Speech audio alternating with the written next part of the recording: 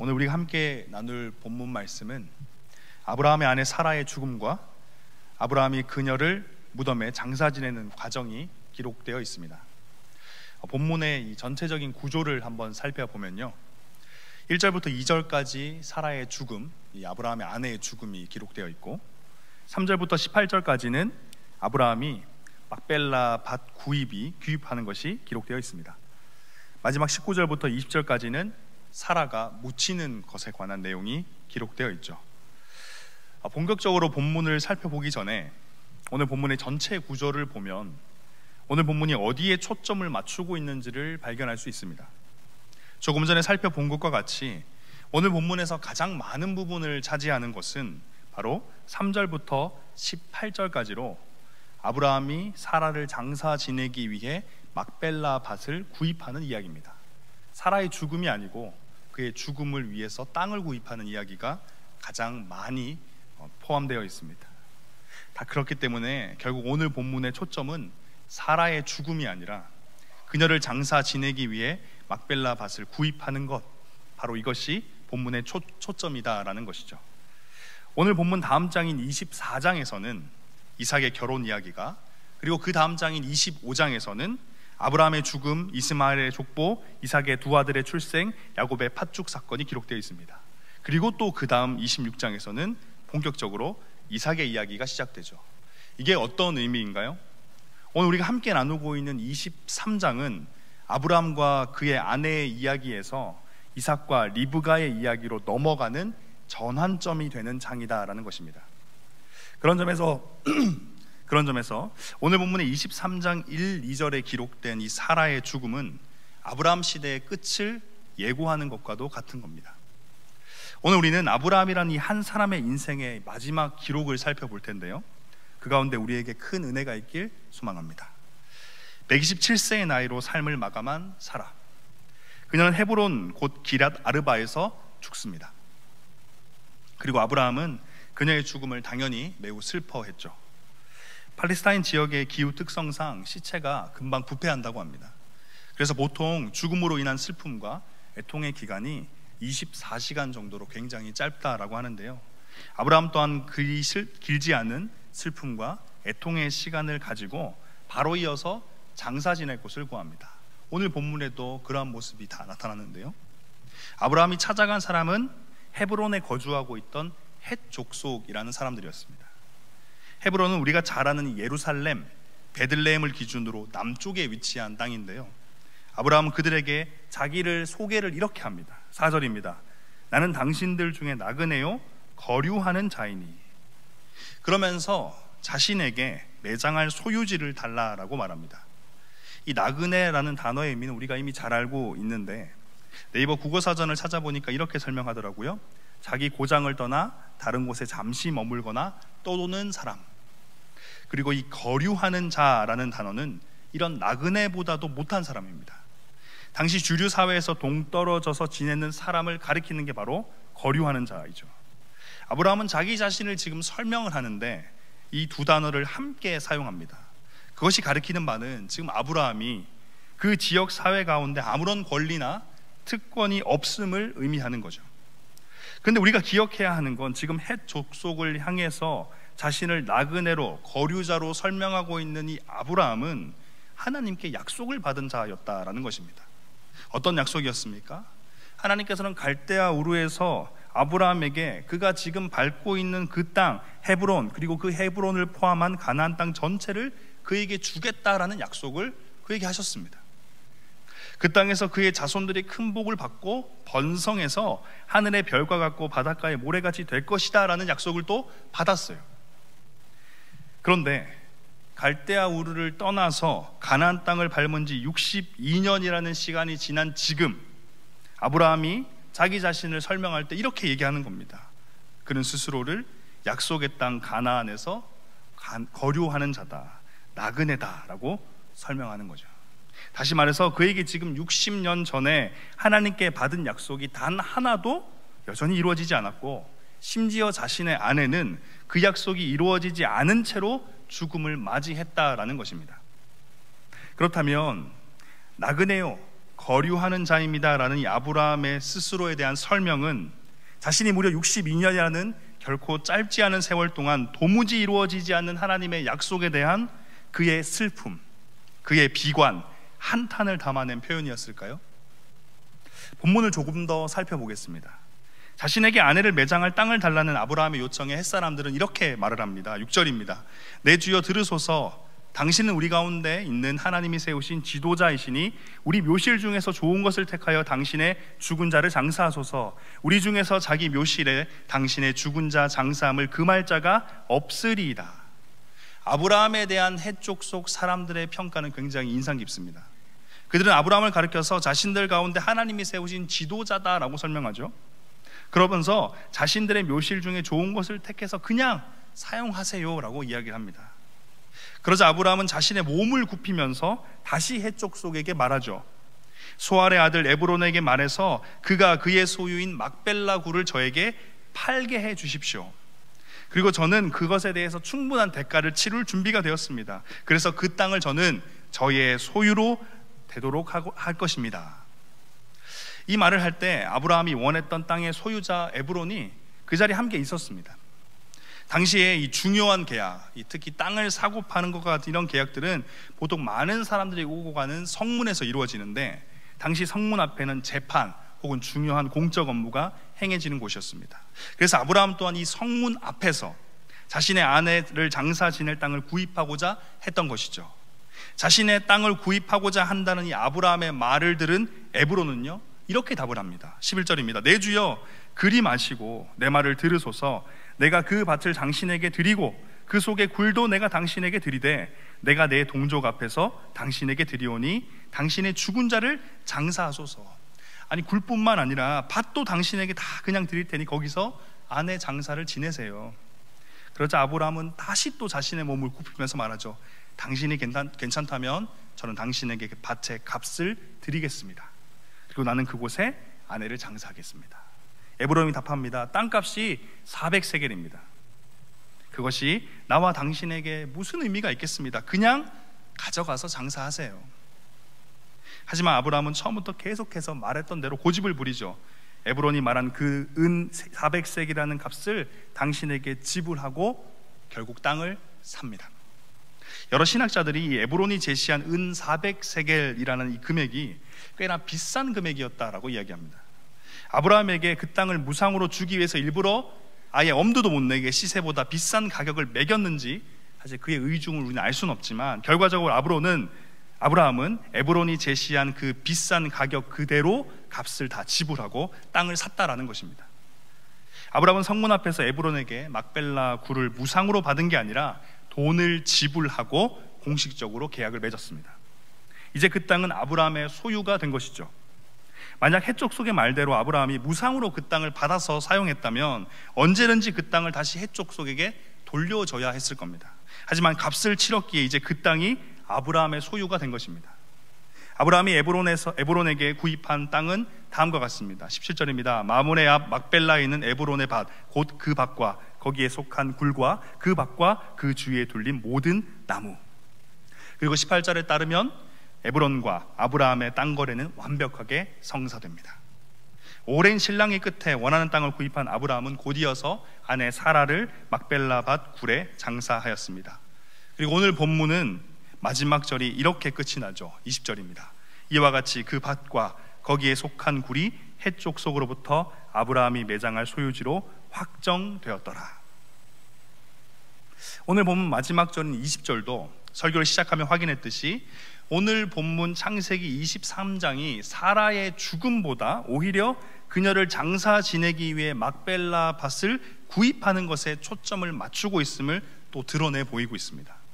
그렇다면 아브라함은 왜 굳이 막벨라 굴의 아내를 장사 지내라 했을까요?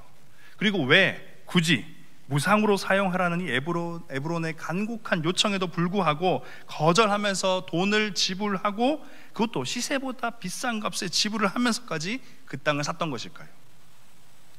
앞서 나눴던 것 같이 아브라함과 사라는요, 하나님께 약속을 받고 그 약속의 땅 가나안에 들어가서 무려 62년 동안 나그네로 살았습니다. 거류민으로 살았어요. 그리고 오늘 본문 이전에 창세기 말씀에 따르면 그는 그 62년이라는 이 시간 동안 하나님께 약속받은 그 땅 구석구석을 종횡무진하면서 두 눈으로 그 약속의 땅을 보고 두 발로 그 땅을 밟았지만 소유를 하지 못했어요. 여전히 계속해서 62년 동안 보기는 보고 밟기는 밟지만 나그네로 거류민으로 지내왔다라는 겁니다. 그리고 62년이 지난 지금 자신과 평생을 함께해온 아내는 약속의 땅을 보기만 하다가 밟기만 하다가 결국 자신의 곁을 떠났습니다. 이런 상황에 있던 아브라함이 가나안 땅에 속한 헤브론 지역의 막벨라 밭을 구입한다는 게 도대체 어떤 의미가 있는 것일까요? 그것은 여전히 아브라함에게 믿음이 있었음을 의미하는 겁니다.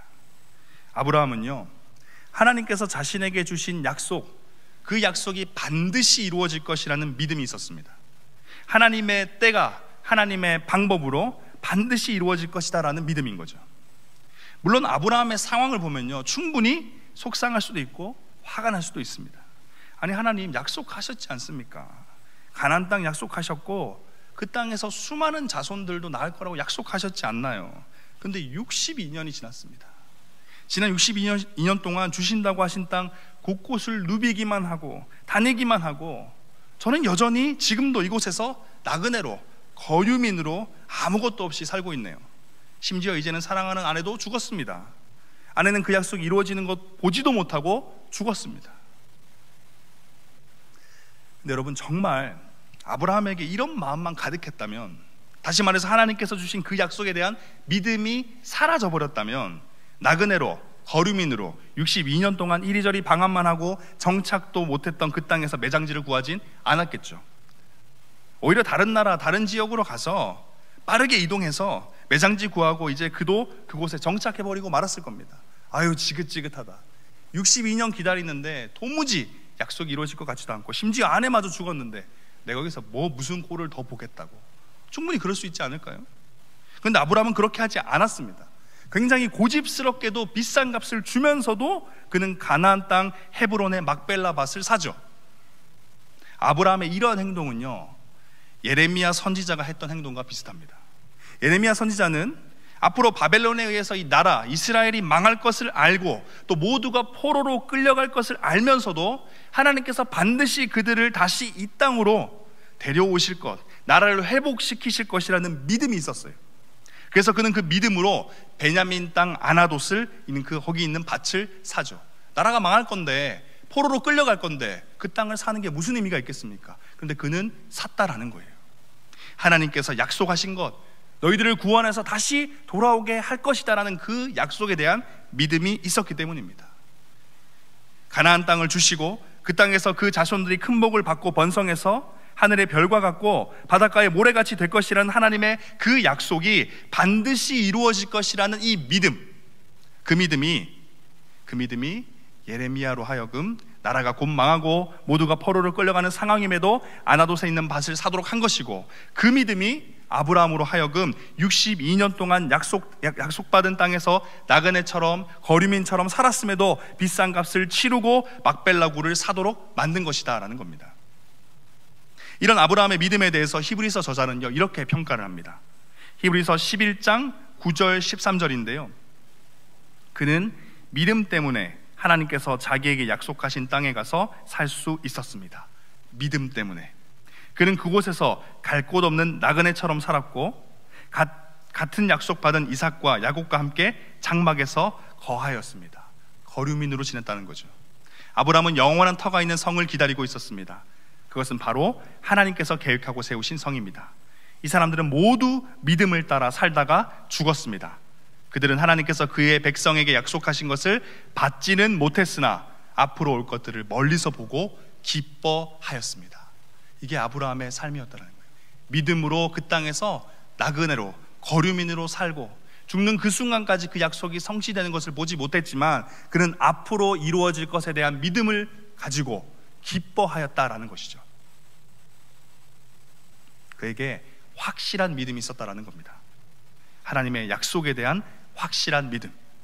이 믿음이 있었기 때문에 아브라함은 다른 곳으로 가지 않은 겁니다. 굳이 가나안 땅 헤브론 막벨라 밭을 비싼 값을 주면서도 사람들이 그냥 쓰라고 몇 번을 이야기했음에도 불구하고 구입을 한 것이죠.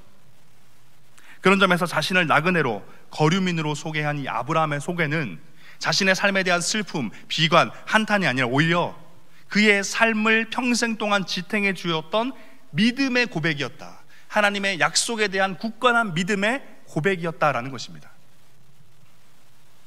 하나님께 약속받은 지 62년이라는 시간이 지났지만 그럼에도 나는 여전히 하나님의 때를 기다리며 나그네로 거류민으로 살아가고 있습니다. 나에게 이런 믿음이 없었다면 나는 얼마든지 내가 원하는 곳에 정착하여 더 이상 나그네와 거류민이 아닌 한 사회에 속한 구성원으로 살아갔을 겁니다. 하지만 나에겐 하나님께서 주신 약속이 있고 나는 그것을 굳건하게 믿었기 때문에 62년이 지난 지금까지도 나그네로 거류민으로 살고 있습니다라는 것. 나는 나그네요 거류민입니다. 이게 아브라함의 오늘 본문 속 고백인 거죠. 사랑하는 창공 모든 형제 자매 여러분, 우리에게도 이런 믿음이 있어야 합니다. 이것이 우리가 가진 믿음의 진짜 모습이 되어야 돼요. 아마 우리는 수많은 설교를 통해서 개인적인 묵상과 찬양, 기도의 시간들을 통해서 개인적으로 하나님이 주신 약속, 우리 창공이라는 공동체에 주신 하나님의 약속을 발견했고 또 발견해 가고 있을 겁니다. 근데 문제는 오늘 설교의 제목과 같이 하나님의 약속이 의심될 때가 있다는 거죠. 약속이 이루어가는 과정에서 시간의 문제, 방향의 문제 등 우리 눈앞에 펼쳐진 상황과 그에 따라 자연스럽게 예상되는 결과들로 인해서 하나님이 나에게 주신 약속이, 하나님이 우리에게 주신 약속이 의심될 때가 생긴다라는 겁니다. 그럴 때 우리에게 필요한 것은 바로 오늘 본문 속 아브라함의 믿음, 그가 가진 시선입니다. 여러분, 아브라함이 바라본 것은요, 약속의 성취 혹은 성취 여부가 아니었어요. 그가 바라본 것은 처음 그에게 약속을 주셨던 하나님 그분이었습니다. 그래서 그는 흡사 약속이 잊혀지고 폐기된 것은 아닐까 싶을 정도로 긴 이 62년이라는 오랜 시간 동안 나그네로 거류민으로 살았지만 그럼에도 하나님 앞에서 흔들리지 않았다는 겁니다. 오히려 그 약속에 대해서 견고한 믿음을 가질 수 있었습니다. 원래 살던 곳에서 모든 것을 포기하고 평생 가보지도 못한 땅으로 이주하라는 약속이 만약 사람이 줬던 약속이라면 아무리 계약서를 써도 의심되지 않을까요? 당신이 뭔데 내가 잘 살고 있는 집을 떠나서 거기서 나에게 땅을 준다고? 62년이 지났는데 안 지켜주고 있는데 여전히 사람이 준 그 약속을 믿을 수 있을까요? 불안한 거죠. 의심이 되는 겁니다. 62년이 아니라 약속하고 62시간, 62분만 지나도 우리는 걱정이 됐을 거예요. 그 사람에 대한 신뢰가 없으니까. 근데 그 약속을 주신 분이 하나님이면 이야기가 달라지는 겁니다. 그분은 어떤 분이십니까? 말씀만으로 천지를 창조하신 분이죠. 그분은 자신이 창조한 우주 만물을 지금도 운행하고 계시는 분입니다. 모든 것을 아시고 모든 것을 할 수 있는 전지전능한 분이 바로 그 약속을 하신 하나님이다라는 거예요. 공의 그 자체이고 사랑 그 자체이십니다. 그래서 그런 분이 하신 약속은 불안할 게 없고 걱정할 게 없다라는 겁니다. 여러분들에게 주신 그 약속을 하신 분이 바로 이러한 분이다라는 거예요. 우리가 하나님이 어떤 분인지 배워가고 알아가고 기억해야 될 이유가 바로 여기 있는 겁니다. 그분이 어떤 분인지 알아가면 알아갈수록 나에게, 우리에게 주신 말씀, 그 약속에 대한 신뢰도가 더불어 상승하는 거죠. 하나님이 이런 분이구나 알면 나에게 주신 그 약속에 대한 신뢰도가 더욱더 커져가는 겁니다. 그렇게 성도인 우리에게 필요한 믿음은요, 눈앞에 보이는 상황과 인간적인 경험과 지혜로 예상되는 결론에 대한 믿음이 아니라 아브라함이 가졌던 바로 그 믿음, 그 약속을 주신 하나님만을 바라보는 믿음이 우리에게 필요하다는 겁니다. 상황에 흔들릴 필요가 없는 거죠. 진행도가 얼마인지, 정말 이루어질 수 있는지 예상할 필요도 없는 겁니다. 왜요? 하나님이 주신 약속이니까 반드시 이루어질 것이기 때문인 거죠. 그래서 우리에게 필요한 것은 뭐라고요? 하나님만 바라보는 믿음이 필요하다는 겁니다. 사랑하는 창공 모든 형제 자매 여러분, 하나님께서 우리에게 주신 약속이 무엇입니까? 내가 너의 아버지가 되어주고 피난처가 되어주겠다, 인생의 목자가 되어주고 길의 빛이 되어주겠다 약속하셨죠.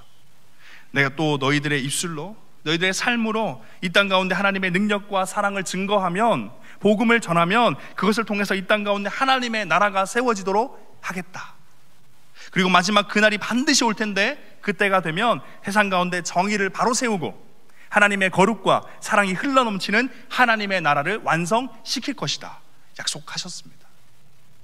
창공 형제 자매 여러분, 나에게, 우리에게 주신 하나님의 약속이 지금 내 삶에, 우리가 원했던 그때 그곳에서 성취되지 않아서 성취될 기미조차도 보이지 않아서 마음이 어려운 형제 자매님들이 계십니까? 믿음이 흔들리는 형제 자매님들이 계신가요? 여러분, 오늘 본문 속 아브라함의 믿음이 우리의 믿음이 되길 간절히 소망합니다. 하나님께서 정하신 그 때가 되면요, 하나님의 약속은 반드시 성취됩니다. 거부하고 막아서고 뒤돌아서고 해도 하나님의 그 때가 되면 반드시 그 약속이 완벽하게 성취되고 말 것이다라는 거죠. 나를 위로하시고 지키시고 인도하시겠다 하셨던 그 약속, 나를 통해서 하나된 하나님의 공동체 나라를 세워가겠다 하신 그 약속, 마지막 때 나를 비롯한 모든 성도들을 그의 편에 세우시고 세상을 심판하시겠다는 그 약속, 이 모든 약속이 그 때가 되면 완벽하게 성취된다라는 것입니다. 그렇게 우리에게 필요한 건요, 상황도 사람도 경험도 아니라 그 약속을 주신 하나님만 바라보는 믿음이다라는 것입니다.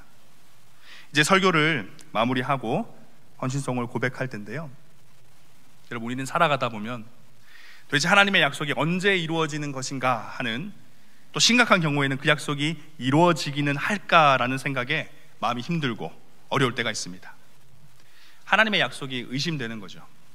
어쩌면 약 12개월 전 2024년을 시작하며 주셨던 약속을 품고 1년을 달려온 지금 이 시점이 우리로 하여금 의심을 품게 하고 그래서 괴롭고 답답하게 만들고 있을지도 모르겠습니다. 날 도우시고 지키시고 인도한다고 약속하셨는데 도대체 그 약속을 왜 지키지 않으시는 걸까? 복음을 선포하라 하셔서 열심히 기도하고 내가 경험한 하나님의 사랑과 능력을 증거했는데 도대체 그 형제, 그 자매, 나의 가족들은 왜 아직도 하나님을 믿지 않는 걸까? 그 약속은 도대체 언제 성취되는 걸까? 천국의 하나됨을 약속하셨는데 정말 우리는 하나 되어 가고 있는 것일까? 정말 우리가 하나 될 수는 있는 것일까? 회복을 넘어 부흥을 경험할 수 있는 것일까? 약속을 안 했다면 모르겠지만 약속하셨으면서 지금이 그 약속을 지킬 때인 것 같은데도, 아니 적어도 약속이 지켜지고 있다는 작은 증거라도 발견되어야 할 것 같은데 도대체 왜 아직? 여러분, 오늘 본문 속 아브라함 또한 얼마든지 이런 생각에 사로잡혀서 괴로워할 수 있었습니다. 약속 주신 지 62년이 지났다고요. 62분, 62개월도 아니라 62년이요. 아직 우리 중에 62년 된 사람 없잖아요. 62년 동안 지켜지지가 않았어요. 도대체 언제 성취될까? 근데 여러분, 아브라함은 끝까지 자신의 믿음을 견고히 지켰습니다. 다른 누구, 무엇 혹은 상황이 아니라 오직 약속을 주신 하나님을 바라보니까 그 믿음이 흔들리지 않았다라는 겁니다. 이제 헌신송을 함께 부르고 기도하실 때 우리에게도 오늘 본문 속 아브라함이 가졌던 믿음, 약속을 주신 하나님만 바라보는 그 믿음을 구하는 마음으로 우리 함께 같이 고백했으면 좋겠습니다. 우리 다 함께 일어나셔서 헌신송 고백하시고 기도의 자리로 나아가겠습니다.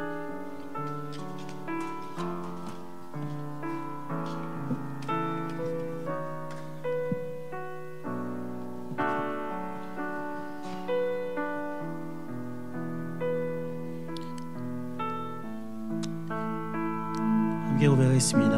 안개가 날 가리워, 안개가 날 가리워,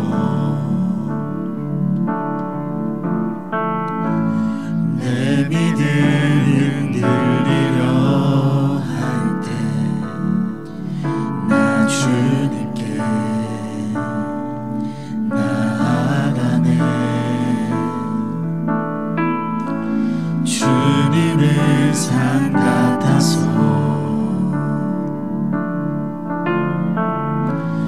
여전히 그 자리에 계셔 눈을 들면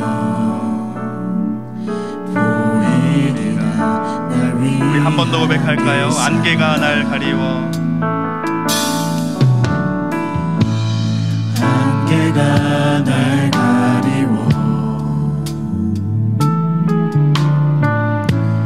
내 믿음은 할 때 나 주님께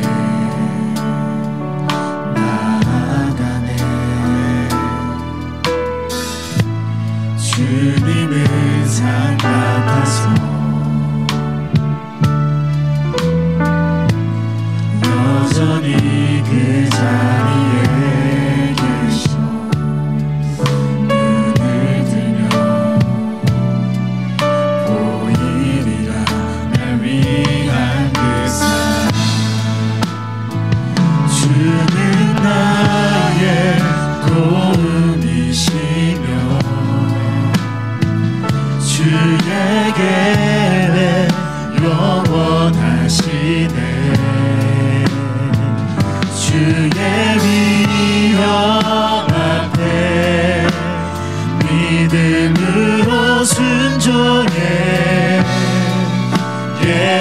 예배드리리 주님께서 날 이끄시며 주가 항상 함께 하시네 주의 사랑 앞에 믿음으로 순종해 예배드리리 주님 나의 주님의 계획은 영원합니다. 주의 계획 영원하시네 주의 위엄 앞에 믿음으로 순종해 예배드리리 주님께서 날 이끄시며 주가 항상 함께 하시네 주의 사랑 앞에 믿음으로 순종해 우리 마지막으로 한 번 더 고백할까요? 주님이 정말 우리의 도움 되십니다. 주님 나의 도움이시며 주의 계획 영원하시네 주의 위엄 앞에 믿음으로 순종해